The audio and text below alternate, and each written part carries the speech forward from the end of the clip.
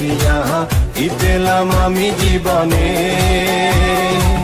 টাকারে লাগিয়া প্রবাসে থাকিয়া কি পেলাম আমি জীবনে।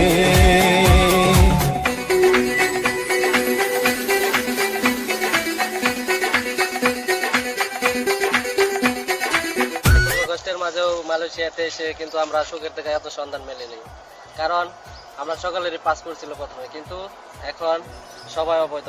এর মূল কারণ হচ্ছে বাংলাদেশি এজেন্টগুলো, তারা আমাদের কাছ থেকে টাকা পয়সা নিয়ে আমাদেরকে প্রতারিত করেছে, আমাদেরকে পাসপোর্ট ভিসা। বেকারত্বের চাপে